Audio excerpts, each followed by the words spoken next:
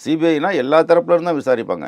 இப்போ ஒரு தரப்பு மட்டும் இப்படி விசாரிச்சாங்கன்னா என்ன நீதி கிடைக்க போகுது உங்களுக்கு? என்னத்தை நீங்கள் விசாரிச்சிட முடியும்? அப்போ யாரை விசாரிக்கணும்னு சொல்ல வர்றீங்க? நான் அப்படி எதுவும் சொல்ல வரலையே. அது சிபிஐ தானே முடிவு பண்ணணும். இல்லை, இப்போ பிளாங்கா இருக்கிறது அந்த ஒரு இடம் தானே? கிடையாது. அப்படி ஒரு கிரே ஏரியா விசாரணையில் கிடையாது. கரெக்டாக ப்ராசஸ் போயிட்டு இருக்குது. இப்போ எல்லாரையும் விசாரிச்சுட்டாங்க. எல்லாரும் விசாரிச்சுட்டாங்க. தேவைப்பட்டால் மறுபடியும் விசாரிப்பாங்க. அவங்களுக்கு ஒரு ஒரு முடிவுக்கு வரணும்ல.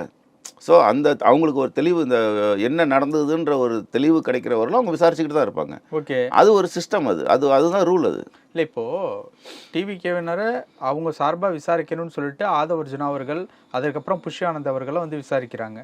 நீங்கள் சொல்கிற மாதிரி அதிகாரிகள், கலெக்டர், இந்த மாதிரி அரசு நிர்வாகிகளையும் விசாரிக்கிறாங்க.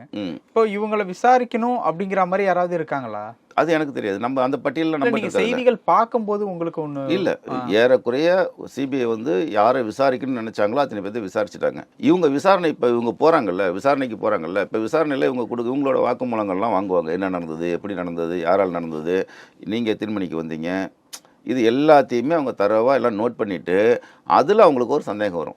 இப்படி இருந்ததுன்னா இந்த முனுசாமி விசாரிக்கணும், இல்லை ராமசாமியை போய் விசாரிக்கணும் அப்படின்ற ஒரு முடிவுக்கு இவங்க ஸ்டேட்மெண்ட் வச்சுட்டு மறுபடியும் விசாரிப்பாங்க. விசாரித்து இவங்க கொடுக்குற ஸ்டேட்மெண்ட்டும் அதுவும் ஒன்றா இருக்குதான்னு ஒப்பிட்டு பார்ப்பாங்க. இது ஒரு விசாரணையான ஒரு ப்ரொசீஜர். இது நார்மலாக எல்லா இடத்துலையும் நடக்கிற ஒரு விஷயம் தான். அது விசாரணைக்கு போயிருந்ததுனால தெரியும்.